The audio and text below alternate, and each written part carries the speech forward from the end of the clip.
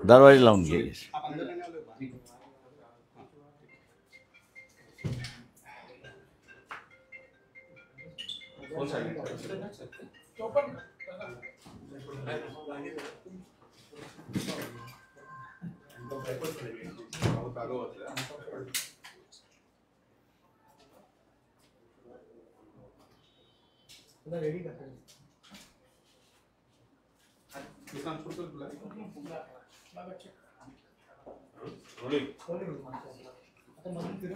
हा, वंचित बहुजन आघाडीच्या आजच्या या पत्रकार परिषदेमध्ये उपस्थित सर्व पत्रकार बंधू भगिनींचं मी पक्षाच्या वतीने हार्दिक स्वागत करतो.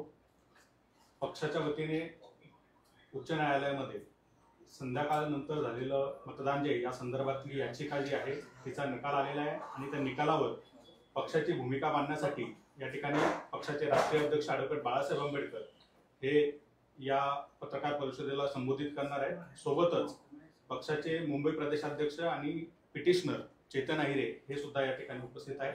मी बाळासाहेबांना विनंती करतो की त्यांनी माध्यमांना संबोधित करावं. मुळात जे इलेक्शन पिटिशन चेतन अहिरे यांनी दाखल केलं होतं त्याच्यामधला सगळ्यात महत्त्वाचा मुद्दा हा होता की ज्याला इंग्रजीमध्ये आपण कंडक्ट असं म्हणतो, त्या कंडक्टच्या संदर्भात होता आणि त्याच्याचबरोबर हे इलेक्शन फ्री आणि फेअर झालं की नाही या तपासणीच्या संदर्भात होतं अशी असणारी परिस्थिती आहे. हे पिटिशनमध्ये आम्ही असं म्हणालो होतो की फ्री आणि फेअर इलेक्शन झालेत, कायद्याने झालेलं आहे, नियमावलीने झालेलं आहे, हे माहिती घेण्यासाठी आम्ही दिल्लीमध्ये व्यंकट म्हणून आहेत त्यांना RTI टाकायला सांगितला होता. त्यांच्या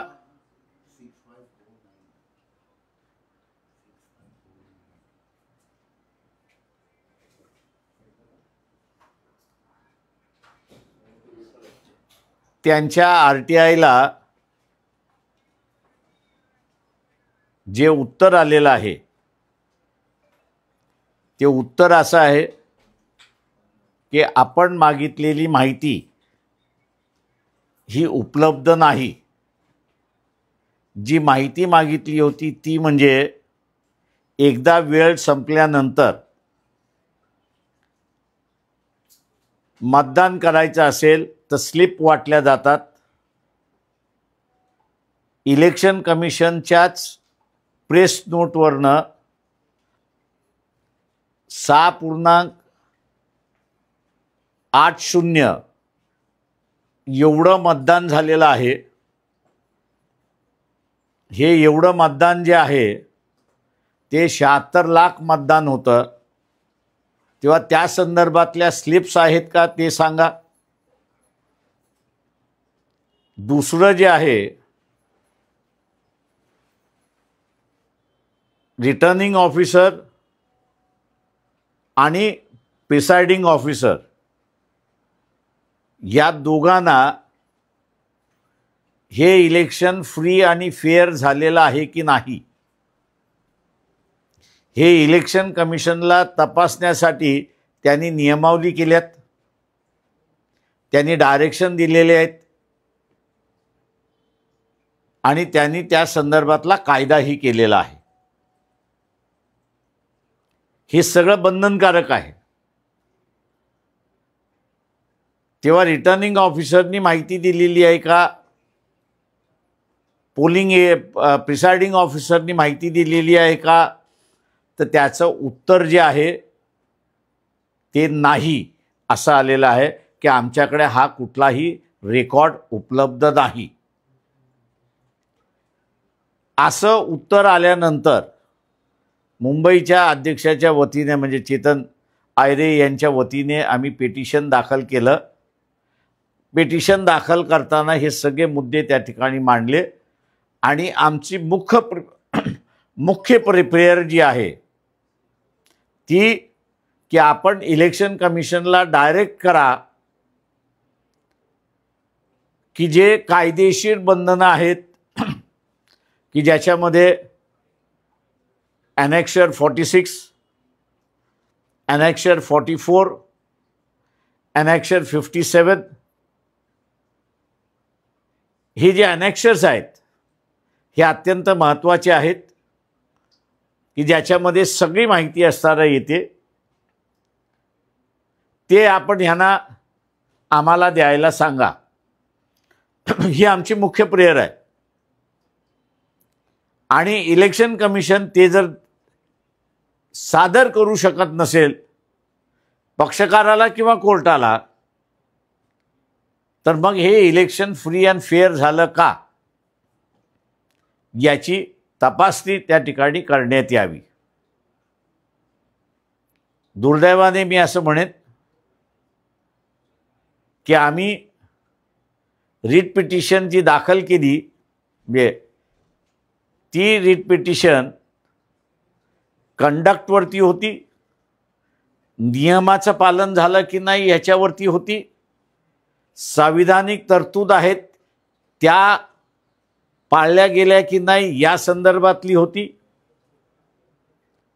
परंतु कोर्टाने हिला इलेक्शन पिटिशन समजलं अशी असणारी परिस्थिती आहे आणि इलेक्शन पिटिशन समजून त्यांनी असणारा निकाल दिला अशी परिस्थिती आहे. आणि म्हणून त्यांच्या निकालामध्ये जो पहिला मुद्दा त्यांनी उपस्थित केला तो म्हणजे चेतन आयरे हे विक्रोळी मतदारसंघातले मतदार आहेत, ते महाराष्ट्राचं इलेक्शन कशा रीतीने चॅलेंज करू शकतात हा पहिला मुद्दा त्यांनी असणारा घेतला. दुसरा मुद्दा त्यांनी असं घेतलं त्या ठिकाणी की टायटलमध्ये टायपोग्राफिकल एरर होते, दाखल करण्याच्या अगोदर ते दुरुस्त झाले नाहीत, तेव्हा ह्या टायपोग्राफिकल एररला हे सिरियस नाहीत, हे इलेक्शन पिटिशन म्हणजे एक फ्रास आहे असं त्यांनी त्या ठिकाणी म्हटलेलं आहे. आणि तिसरा मुद्दा त्यांनी असणारा घेतलेला आहे तो म्हणजे की रिट पिटिशनद्वारे तुम्ही असणारे हे सगळं उपस्थित करू शकता का. आमचं ह्याला असणारं उत्तर असं होतं की 1955 पासून ते सुब्रमण्यम स्वामी वर्सेस दिनकरन या सगळ्या मॅटर्समध्ये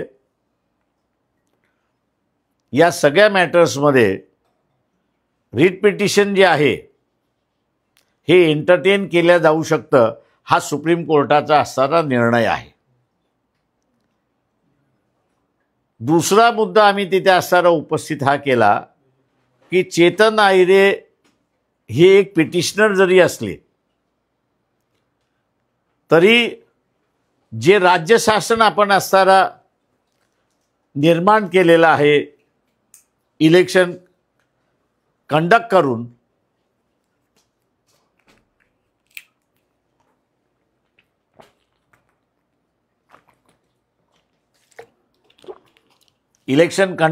आपण असणारं जे शासन केलेलं आहे 5 वर्ष चेतन आयरे आणि या महाराष्ट्रातला नागरिक यांचं असणारं आयुष्य त्यांच्या हातामध्ये आहे.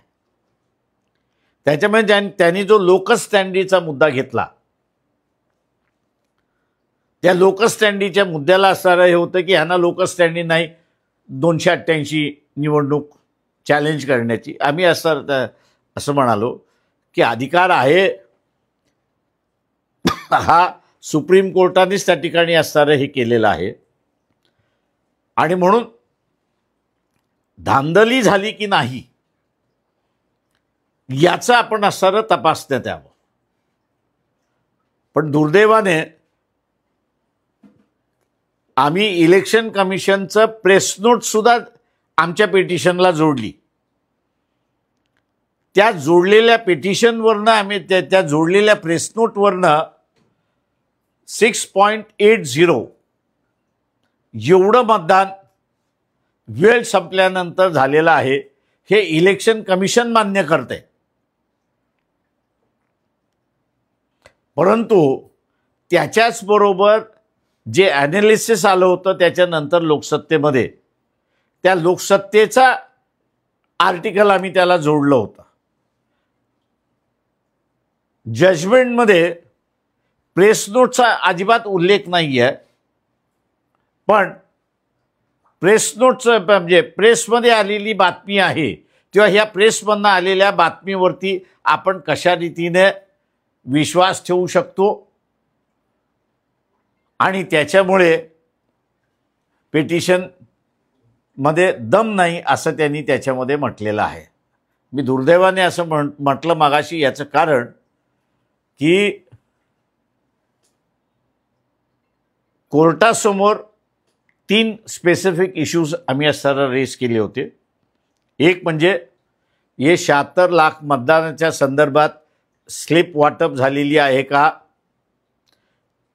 वेळ संपल्यानंतर स्लिप असेल तरच मतदान त्या ठिकाणी करता येतं, नाहीतर करता येत नाही.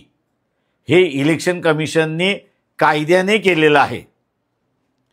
दुसरा मुद्दा आम्ही असताना त्या ठिकाणी उपस्थित हा केला होता की झालेलं मतदान आणि मोजलेलं मतदान 96 ठिकाणी जुळत नाही अशा असणाऱ्या बातम्या आहेत. RTI खाली आम्ही ती माहिती ज्यावेळेस विचारली त्यावेळेस ही माहिती आमच्याकडे उपलब्ध नाही असं इलेक्शन कमिशन त्या ठिकाणी म्हणत आहे. तेव्हा ही माहिती सुद्धा त्यांनी आम्हाला द्यावी आणि माहिती येत नसेल तर कोर्टाने मग एक्झामिन करावं आणि त्याच्यामध्ये रिप्रेझेंटेशन ऑफ पीपल्स ॲक्ट हा जो आहे 1951 सेक्शन 66 मध्ये असं नमूद करण्यात आलेलं आहे, पार्लमेंटने नमूद करण्यात आलेलं आहे की झालेलं मतदान हे 17C मध्ये येतं, त्या फॉर्मॅटमध्ये येतं आणि मोजताना त्या मशीनमधनं कमी अधिक मतदान आलं तर रिटर्निंग ऑफिसरची पहिली ड्युटी आहे की त्यांनी इलेक्शन कमिशनला कळवणं गरजेचं आहे आणि इलेक्शन कमिशनने डायरेक्शन दिल्यानंतर मगच निकाल डिक्लेअर करता येतो. त्याच्यामुळे कायदेशीर प्रश्न आम्ही असा विचारला होता की इलेक्शन कमिशनला न विचारता अशा मतदारसंघातली जाहीर झाला असेल तर हे कायद्याला धरून आहे का याच्या संदर्भातला निकाल आपण त्या ठिकाणी द्यावा. तिसरा मुद्दा जो होता आमच्या ह्या सगळ्या याच्यामध्ये की हे संविधानाला धरून इलेक्शन आहे का, नियमाला धरून इलेक्शन आहे का, आणि जे नियमावली पार्लमेंटने केलेली आहे आणि जे नियमावली इलेक्शन कमिशनने केलेली आहे ती पाळल्या गेली का आहे का याचा आपण सरळ तपास घ्यावा. पण ह्यापैकी कुठल्याही गोष्टी जजमेंटमध्ये त्या ठिकाणी नाही.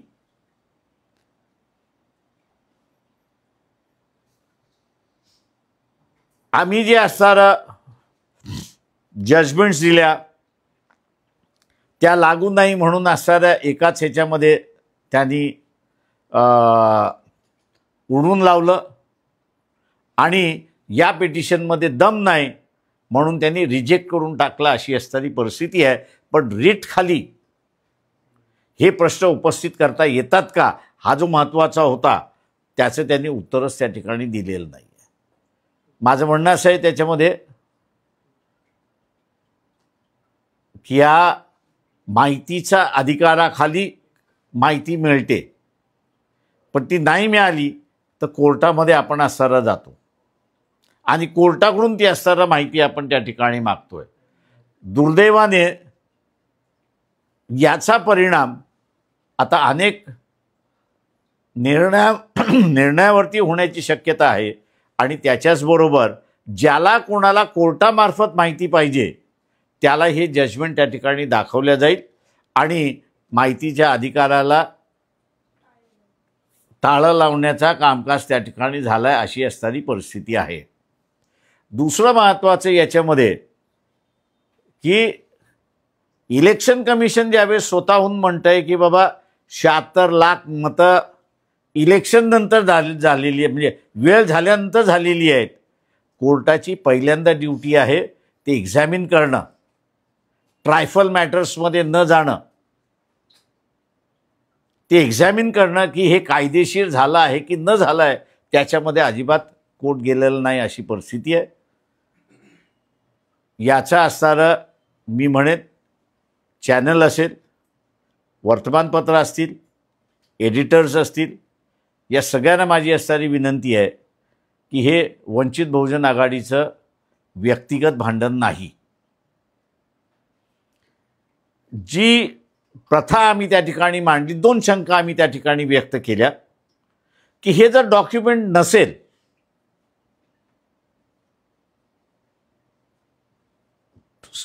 वेळ संपल्यानंतर जे मतदान झाले त्याच्या संदर्भात डॉक्युमेंट नसेल तर आम्ही 2 शंका तिथल्या असणाऱ्या व्यक्त केल्या. एक म्हणजे जे इलेक्शन कंडक्ट करत होते त्यांनीच वेळ संपल्यानंतर बटणं दाबायला सुरुवात केली नाही का? आता ही त्यांनी जी बटणं दाबायला सुरुवात केली ही त्यांनी स्वतःहून केली की इलेक्शन कमिशनच्या ऑफिसमधनं त्यांना निर्देश आले त्याच्यावरनं झालं? कुठल्याही तऱ्हेने असेल, ही प्रथा करप्ट आहे की करप्शन आहे की नाही, फ्रॉड आहे की नाही, इलिगल आहे की नाही, अनकॉन्स्टिट्युशनल आहे की नाही, याची तपासणी करा असं असताना आमचं कोर्टाला विनंती होती. परंतु याच्यापैकी कुठलीही गोष्ट त्या ठिकाणी केलेली नाही. याचाच अर्थ मी असताना मानतोय एकमेव माध्यम होतं. तिथं आम्हाला बरेच जजमेंटमध्ये सल्ले देण्यात आलेले आहेत की तुम्ही रिप्रेझेंटेशन कोणाला केलं नाहीत, तुम्ही सरकारला केलेलं नाही.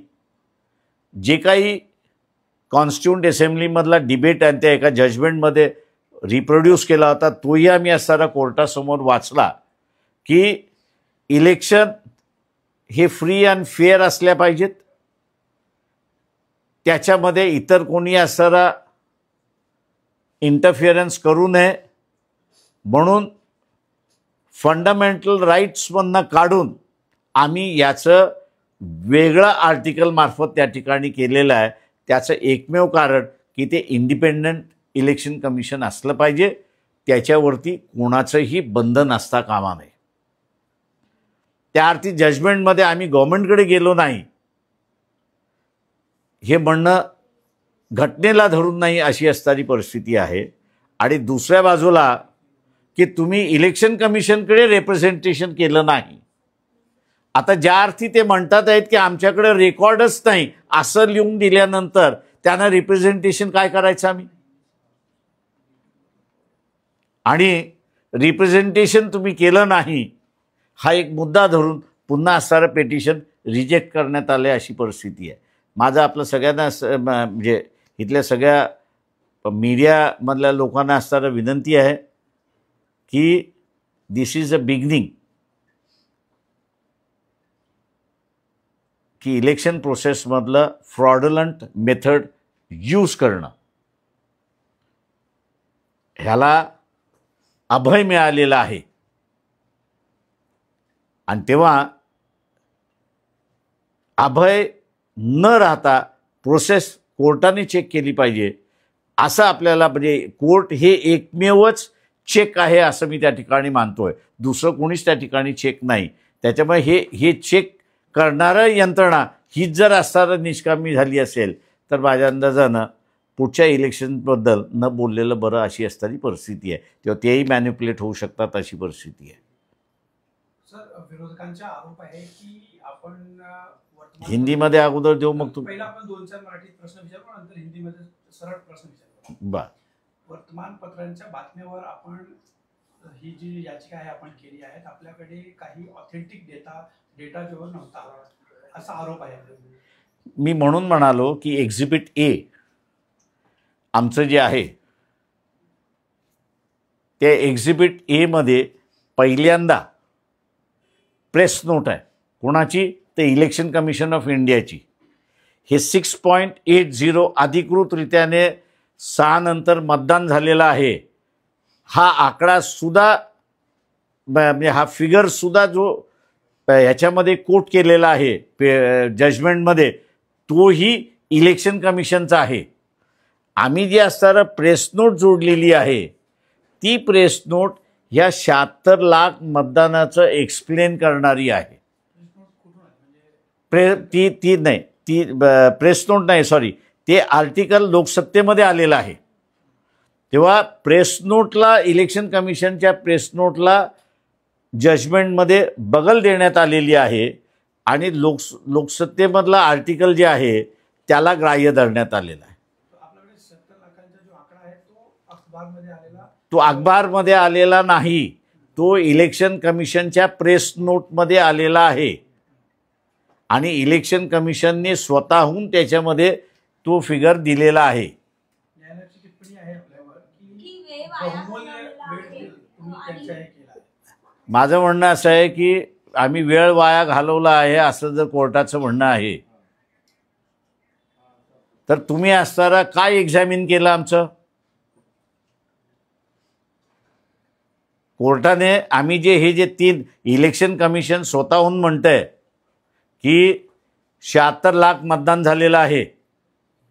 इलेक्शन कमिशन स्वतःहून म्हणते की आमच्याकडे असणारा रेकॉर्ड नाही. आमचा उलटा सवाल आहे कोर्टाला की हे 2 तपासतं तुमचा अधिकार तुम्हालाच दिलेला आहे, इतर कुठल्याही एजन्सीला दिलेला नाही. वेळ घालवण्याच्या ऐवजी मी असं म्हणेन की कोर्टाने तपासण्याच्या ऐवजी भलत्याच कुठल्या तरी प्रश्नावरला धरून त्यांनी असणारं हे रिजेक्ट केलेलं आहे. का माहितीचा अभाव होता का? म्हणजे आपली जी याचिका होती त्यामध्ये माहितीचा अभाव होता? त्याचा माहितीचा अभाव नाही. प्रश्न असा आहे, 2 गोष्टी आहेत त्याच्यातल्या. एक, इलेक्शन कमिशन हे इंडिपेंडंट बॉडी आहे. तेव्हा आम्हाला जे उत्तर मिळालं होतं की आणि प्रेस नोट जी आहे म्हणजे इलेक्शन कमिशनची प्रेस नोट जी काढलेली आहे, हे दोन्हीही चीफ इलेक्शन कमिशन आणि कमिशन यांनी काढलेले आहेत. त्याच्यामुळे त्यांच्या पुढे कोणी अधिकारी आहे असं अजिबात नाही. त्याच्यामुळे त्यांच्या पुढचा अधिकारी जो आहे ते हायकोर्टच आहे, दुसरं कोणीच नाही आहे. उदय वरोजीकर हे म्हणाले की तुमचा जो फॉर्मॅट होता याचिकेचा तो चुकीचा होता. असे फॉर्मॅट चुकीचा आहे की बरोबर आहे, मला वाळुंजेकरांचं मला माहिती आहे की त्यांनी काय म्हटलेलं आहे. त्यांना तिथेच उत्तर दिलं होतं की तुम्ही असणारं अपील का म्हणजे ज्याला हे म्हणतो आपण की या माहितीच्या विरोधात तुम्ही अपील का केलं. जिथे हायेस्ट ऑफिस आम्हाला सांगते की आमच्याकडे डॉक्युमेंट नाही, मग कोणाकडे अपील करायचं? ते अपील जे आहे ते हायकोर्टच आहे. आणि म्हणून मी म्हणालो की आमची मेन प्रेयर जी आहे ते direct the election commission to supply these documents.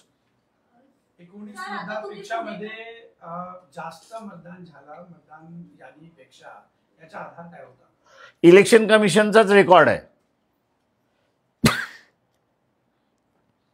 Sir, आता तुम्ही पुढे काय करणार आहात? सुप्रीम कोर्टमध्ये तुम्ही अपील करणार आहात? दुसरा फोन घेतो.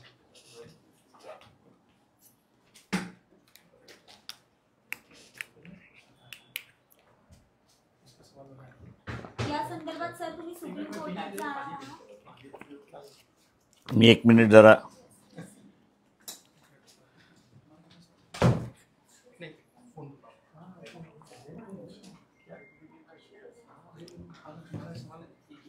मी तुम्हाला त्याचं फॅक्च्युअल हे देतो म्हणजे मग तुम्हाला हे होईल.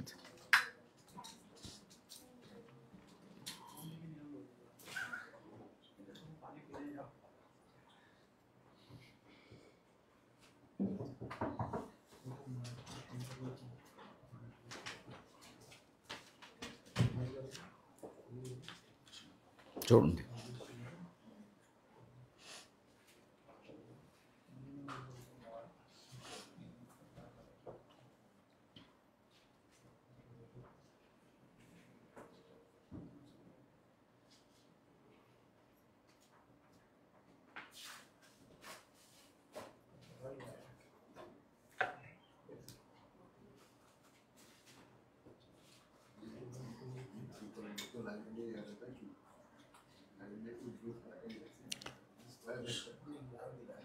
माझ्या पेटिशनचं असणारं एक्झिबिट ए तुम्ही झूम इन करू शकता. आपण कॉपी घेऊ नंतर. की ते इलेक्शन कमिशन ऑफ इंडियाचं प्रेस नोट आहे 20/11/2024ची आणि 20/11/24च्या पेजवरती त्यांनी जिल्हावार टर्नआउट किती झालेलं आहे त्याची माहिती दिलेली आहे. त्याच्यानंतर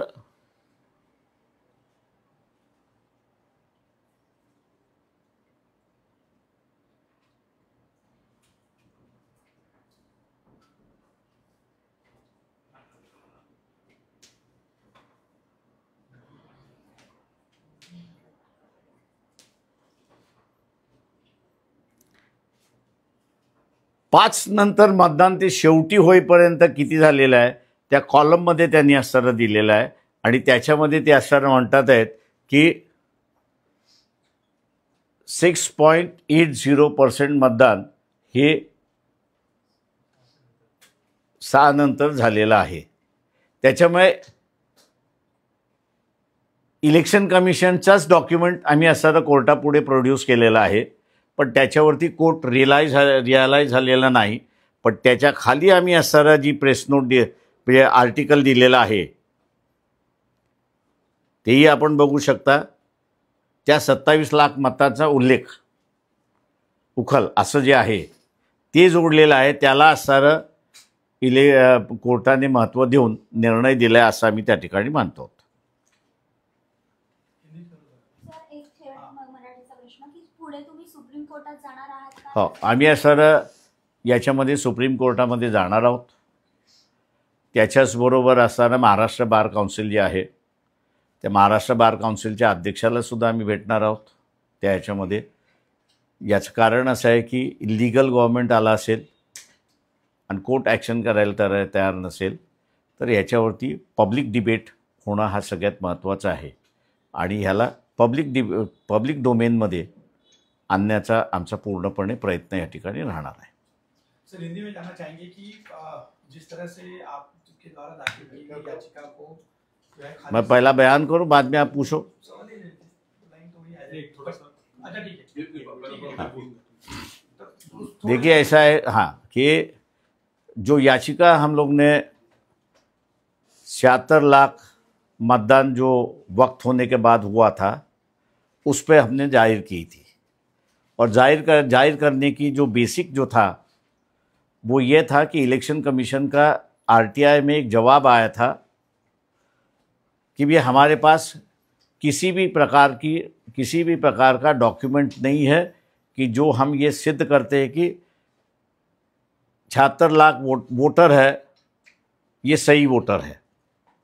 क्योंकि हम लोग ने उनका मांगा था क्योंकि जो कानून इलेक्शन कमीशन ने खुद बनाया है कि 6 के वक्त ख़त्म होने के बाद अगर वोटिंग करना है तो आखिरी आदमी जो है उसको पहला 1 देना है और जो पहला है उसको जो आखिरी नंबर है वो देना है. जिसके पास ये स्लिप होगा उसी को ही वक्त ख़त्म होने के बाद वोट करने का अधिकार है, नहीं तो नहीं है. तो इसके बारे में पहला पूछा गया था. दूसरा पूछा गया था कि काउंटिंग के वक्त कितने मतदार संघ में 17C फॉर्म है इसका इकट्ठा नहीं है, मतलब इक्वल नहीं है. काउंटिंग में ज़्यादा है या कम है या पोलिंग जिस दिन हुआ है उसका जो फॉर्म 17C है वो दोनों मैच नहीं हो रहा है. ये कितने कॉन्स्टिट्यूंसीज है उसकी जानकारी दीजिए. ये दोनों जानकारी जो है वो इलेक्शन कमीशन कह रहा है कि हमारे पास नहीं है और हमको मिली ही नहीं है. ऐसी एक परिस्थिति है. हमारी जो याचिका है वो ये कह रही है कि भैया ये रिकॉर्ड कंपलसरी है रखना, कानून के मुताबिक कंपलसरी है. अगर कानून के मुताबिक ये कंपलसरी रिकॉर्ड अगर नहीं रखा होगा तो क्या वक्त खत्म होने के बाद जो वोटिंग हुआ है ये सबसे बड़ा इलेक्शन फ्रॉड है क्या, गैर कानूनी है क्या, अनकॉन्स्टिट्यूशनल है क्या, इसका कोर्ट ने जांच करनी चाहिए। ऐसी हम लोग की याचिका यहाँ पर थी, लेकिन कोर्ट ने जो है इस याचिका के मुद्दों को अपने जजमेंट में चर्चा में कहीं लाया नहीं है, और जो चीज़ें छोटी मोटी है, गलतियां होती रहती है पिटीशन दाखिल करते समय, तो उन छोटी मोटी गलतियों को उन्होंने बड़ी गलती कहा और कहा कि नहीं ये पिटीशन हम लोग रिजेक्ट करते हैं क्योंकि इससे कोई मतलब नहीं है, और ये कह दिया कि भैया अधिकार नहीं है। सवाल ये है कि एक व्यक्ति पिटीशन अगर डालता है तो सुप्रीम कोर्ट खुद ही कहता है कि he starts the ball rolling as far as law is concern, और उसी को ये चैलेंज कर रहे हैं कि चेतन आयरे एक ही व्यक्ति है कि जो 288 कॉन्स्टिट्यूंसीज को चैलेंज कर रहा है, वो 288 कॉन्स्टिट्यूंसीज के रिजल्ट को चैलेंज नहीं कर रहा है। पिटीशन जो हमारी चैलेंज कर रही है, क्या आपने नियम के मुताबिक इलेक्शन कंडक्ट किया है, क्योंकि फ्री एंड फेयर इलेक्शन ये basic feature of the constitution है। अगर किसी को ये देखना है तो panthers party versus union of India supreme court का जजमेंट है कि जिन्होंने कहा है कि पार्लियामेंट्री डेमोक्रेसी और फ्री एंड फेयर इलेक्शन ये basic feature of the constitution है। अगर basic feature of the constitution free end fair election अगर कोर्ट एग्जामिन करने के लिए तैयार नहीं है, तो मैं ये समझता हूँ कि आने वाले दिनों में जो लोकसभा के चुनाव होंगे, विधानसभा के चुनाव होंगे, लोकल बॉडीज़ के चुनाव होंगे, ये एक तरीके से कंडक्ट जो कर रहे, मतलब जो अमल कर रहे हैं, इनको एक तरीके से लाइसेंस मिला है कि आप कैसे भी बर्ताव करिए, आपने जिस तरह से बर्ताव किया है वो कोर्ट का विषय नहीं हो सकता है। इसलिए मैं कहूँगा कि ये काफ़ी बड़ा डेंजरस डिसीजन दे दिया है कि जिस पर हम लोग इसको पब्लिक डोमेन में ले आने की बात करते हैं। सुप्रीम कोर्ट में इस पर अपील तो होगी, लेकिन महाराष्ट्र बार काउंसिल के जो अध्यक्ष है उनसे भी हम लोग कहेंगे कि भैया बार ने भी इस पर टिप्पणी करनी चाहिए, चर्चा करनी चाहिए और अपनी राय देनी चाहिए, ऐसा हम लोग उनसे भी आग्रह करेंगे। सर सवाल यह है कि कोर्ट ने एक बहुत टिप्पणी जो है, सख्त टिप्पणी आप पर करते हुए कहा कि ये जो याचिका थी इसने कोर्ट का समय बर्बाद किया है, इस याचिकाकर्ता के ऊपर तो फाइन लगाना चाहिए था, लेकिन हमने उसे फाइन नहीं लगाया, इस पर क्या कहें? मैं ये कहूँगा कि कोर्ट में अगर हिम्मत होती तो वो लगाते। पिटिशनर यही कह रहा है कि भैया अगर इतनी ही गैर कानूनी अगर पिटीशन है तो ये गैर कानूनी कैसी है ये बताओ। जब इलेक्शन कमीशन खुद ही कह रहा है कि भैया वक्त होने के बाद 76 लाख मतदान हो गया है, इलेक्शन कमीशन खुद कह रहा है कि भैया खुद कह रहा है कि हमारे पास डॉक्यूमेंट नहीं है जो रखने चाहिए, और इसको अगर आप कहेंगे कि फ्रीवलेस पिटीशन है, तो मैं यही कहूँगा कि जो चोरी हुई है, ये जजमेंट जो है उन चोरों को जो है पनाह दे रही है। सवाल ये भी है कि लोकसभा चुनाव का विधानसभा चुनाव के कंपैरिजन की भी बात कोर्ट ने पूछी थी कि क्या लोकसभा चुनाव में 6 बजे के बाद वोटिंग नहीं हुई थी क्या? अगर ये सवाल ये है उस पे वोटिंग पर सवाल आप लोग क्यों खड़े कर रहे हैं? सवाल ये है कि जो इलेक्शन कमीशन का डेटा आता है उसी पर ही सवाल उठाए जाएंगे। लोकसभा के वक्त जो है इलेक्शन कमीशन का कहीं भी डेटा ये नहीं कहता है कि 6 बजे के बाद हुआ है। कोर्ट अपनी बात ना करे, जो तथ्य है उस तथ्यों पर ही जजमेंट आना चाहिए,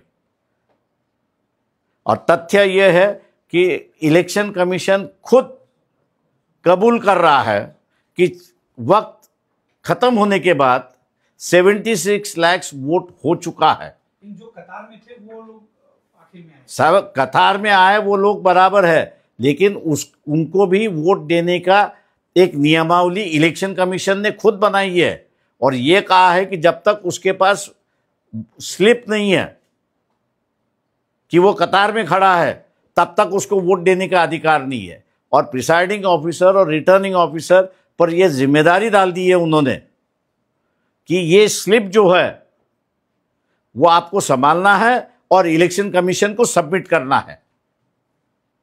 अगर ये इस बात इलेक्शन कमीशन खुद कह रहा है कि हमारे पास कोई रिकॉर्ड नहीं है, तो आप इसको फ्यूवलेस कैसा कहेंगे? ये फ्यूवलेस कैसा है? इसलिए हम कह रहे हैं कि अगर कोर्ट को लगता है फ्यूवलेस तो उन्होंने फाइन लगाना चाहिए था। सर, इस मुद्दे पर जो हाईकोर्ट की ऑर्डर कॉपी उसमें पैरा नंबर 23 देखें, उसमें इस बात का जिक्र किया कि जो पोलिंग ऑफिसर है he hasn't raised any concern in any of the seats. So how is it that this petitioner is raising this doubt on what basis? And it is calling it as an absurd doubt. सवाल ऐसा है कि presiding officer खुद ही चोर है और court ये expect कर रहा है कि जो चोर है वो कबूल करे कि मैंने चोरी की। सवाल यह है कि उसका 6 बजे के बाद का रिकॉर्ड जो कानूनी तौर से उसने रखना चाहिए और इलेक्शन कमीशन को सबमिट करना चाहिए, ताकि इलेक्शन कमीशन अपने आप को सेटिस्फाई करे कि हाँ कि लाइन में लोग थे, और उस अपने आप को सेटिस्फाई करने के लिए उसने कानून बनाया कि आपको स्लिप बांटने होंगे। अगर बांटा नहीं है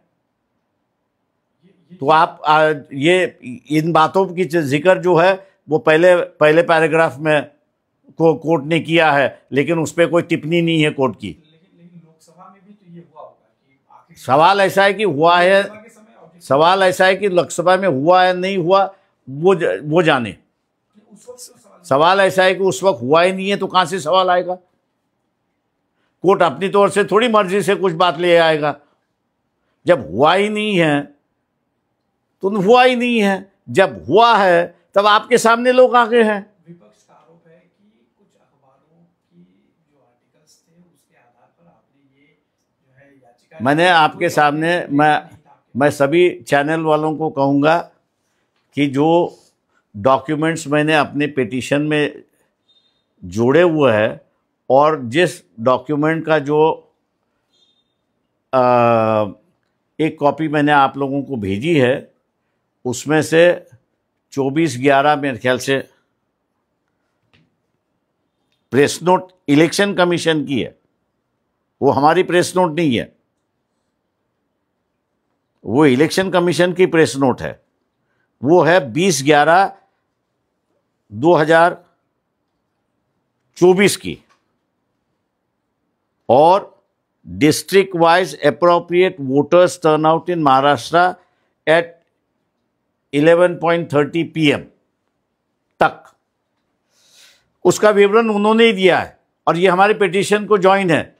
तो आप कैसे कह सकते हो कि भी हमने अखबारों का जो एनालिसिस आया है वो एनालिसिस हमने जोड़ा है। क्या कुछ कमी रह गई कोर्ट में आपकी बातें रखने में? कुछ सबूतों मैं सवाल यह है, अगर कोर्ट हमने जो मुद्दे उठाए उसको अगर एग्जामिन करता तो आप कह सकते हो कि कमी है, लेकिन जिस मुद्दों को हमने उठाया कि ये 46 लाख वोटर की स्लीपर वोटिंग स्लिप है क्या, आप इनसे पूछिए। जिन वोटों के अंदर डिफरेंसेस आया है फॉर्म 17C और काउंटिंग के वक्त, कानून ही कह रहा है कि you have to refer the matter to the election commission. आपने और इसका जवाब हमको क्या मिला है कि हमारे पास डेटा नहीं है। अगला कदम क्या होगा? हम जो है अभी मैंने जैसे कहा कि हम लोग सुप्रीम कोर्ट तो जाएंगे इस मामले में, लेकिन ये इशू हम लोग पब्लिक डोमेन में ले आएंगे, क्योंकि ये जजमेंट जो है जो अधिकारी इलेक्शन कंडक्ट करता है उसके पूरी लाइसेंस मिली है कि वो जैसे चाहे वैसे कंडक्ट करे, कानून की कोई पाबंदी उस पर लगेगी नहीं। ये जो अहम मुद्दा उसमें उभर के आया हुआ है, ये मेरे ख्याल से हम लोग पब्लिक डोमेन में ले जाएंगे और सुप्रीम कोर्ट भी ले जाएंगे। सर जब इलेक्शन होता है तो सर जब तक काउंटिंग खत्म नहीं होती है तब तक सभी पार्टियों के जो पोलिंग एजेंट है वहाँ मौजूद होते हैं, और उनके सामने जो है काउंटिंग के बाद वोटिंग परसेंटेज हर चीज साइन करने के बाद वहाँ पे सील लगती है तो उसमें उनका साइन होता है। ये सारी जो प्रोसीजर है ये आखिरी तक होता है, उसका तो स्ट्रांग रूम में जाता है, तो उसे कैसे देखते हैं? देखिए, मैं पहले ही मैं आप लोगों को बता दिया हूँ कि इलेक्शन कमीशन के नियम और पार्लियामेंट्री एक्ट के जो नियम है, या एक्ट पार्लियामेंट जो एक्ट बना है, उसके दो है। एक, इलेक्शन कमीशन और कैंडिडेट इनके रिश्तेदारों की बात है, और दूसरा इलेक्शन कमीशन और जो इलेक्शन कंडक्ट करते हैं अधिकारी है, पोलिंग प्रिसाइडिंग ऑफिसर और रिटर्निंग ऑफिसर, इनका एक कानून बना है। हमारी जो पिटीशन है वो चेतन आहिरे की जो पिटीशन है, ये चेतन आहिरे की पिटीशन इलेक्शन कमीशन और polling officer end presiding officer, इनका रिश्ता जो है और इनका रिश्ता जिस कानून से बंधा हुआ है उसको चैलेंज लेके है कि भैया ये अगर नहीं हुआ है तो इलेक्शन कमीशन कैसे समझ सकता है कि ये फ्री एंड फेयर इलेक्शन हुआ है, अनमैनेज्ड इलेक्शन हुआ है, मैनिपुलेटेड नहीं हुआ है इसमें। तो इसलिए दो दस्तावेज, रिटर्निंग ऑफिसर और पोलिंग ऑफिसर को इलेक्शन कमीशन को सबमिट किया है, वो अगर उसने सबमिट नहीं किया है तो हमने कोर्ट से ये पूछा है कि what does it amounts to, इसका मतलब क्या निकलता है, आप बताइए। सर, कांग्रेस के इंडिया गठबंधन के लोगों ने भी इस मुद्दे को 2010 से उठाया, लेकिन उठाने के बावजूद वो लोग कोर्ट नहीं गए।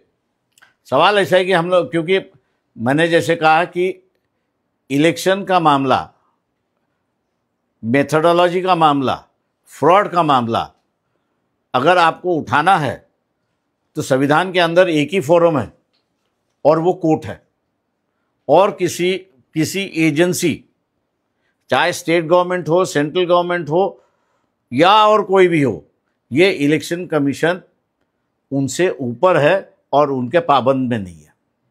इसलिए इलेक्शन कमीशन को सब्जेक्टिव किया है, वो कोर्ट को ही सब्जेक्टिव किया है, और कोर्ट को सब्जेक्टिव करने की वजह से हम लोग ने जो है वो पिटीशन कोर्ट में ही दाखिल किया है। सर, इस कोर्ट ऑर्डर पे एक पैराग्राफ ये भी जिक्र कर रहा है कि कैसे जो पिटीशन है कहीं न कहीं प्योरिटी ऑफ इलेक्शन प्रोसेस के ऊपर डाउट रेज कर रही है। सही है वो, एंड इन पर्टिकुलरली ईवीएम को लेकर सवाल आपने खड़े किए। मैंने वहाँ पर कोर्ट के सामने ईवीएम का नहीं, ईवीएम का मामला हम लोग ने खाली दर्ज किया था, और मैंने ये कहा था, कोर्ट को ये बता दिया कि खुद ही पार्लियामेंट जो कानून बनाया है उसमें 56D रूल्स में 56D, अगर मेरी याददाश्त अगर सही है तो उसमें ये कहता है कि अगर ईवीएम के वोट काउंटिंग और वीएपी के मतलब पेपर ट्रेल के भी वोटिंग अगर काउंट होते हैं, अगर दोनों टैली नहीं होते हैं तो पार्लियामेंट खुद कह रहा है कि पेपर ट्रेल के जो वोट है that will be the correct vote.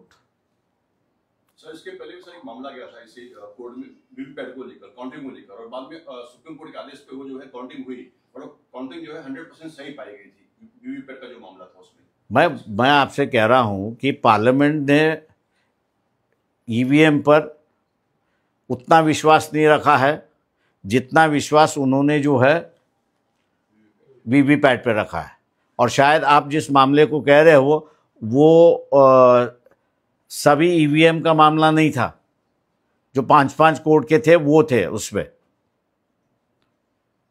अब एक नया मुद्दा सामने आया है कि चुनाव आयोग ने बोला है कि चुनाव के बाद 45 डेज के बाद कोई भी सबूत रखे नहीं जाएंगे। सवाल है ये, मैंने जैसे बताया कि आप लोगों के सामने मैंने रखा है कि इलेक्शन कमीशन और कंडक्टिंग अधिकारी जो है, इनमें धांधली हुई या कैसे धांधली हुई, इसको देखने के लिए जो रिकॉर्ड है वो रिकॉर्ड मेरे ख्याल से बचा के रखना चाहिए जब तक कोर्ट का समय ख़त्म नहीं होता है तब तक।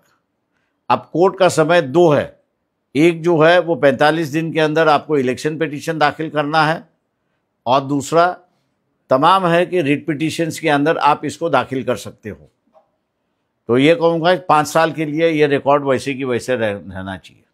सर देखिए, आप बार बार ये सवाल कर रहे हैं कि कोर्ट ने जो हमारी रिक्वेस्ट है उसे ठीक से साथ पढ़ा नहीं, इसलिए शायद उन्होंने अपने ऑर्डर कॉपी में इस बात का जिक्र किया कि हमने न्यूज आर्टिकल के बेसिस पर सवाल ने उसका जिक्र हुआ है और कोर्ट ने अपने खुद के 5th, 6th और 7th अगर ये पैराग्राफ है उसमें उन्होंने उसको नमूद भी किया है कि there is 6.80 additional voting after 5 o'clock है। तो आप कैसा कह सकते हो?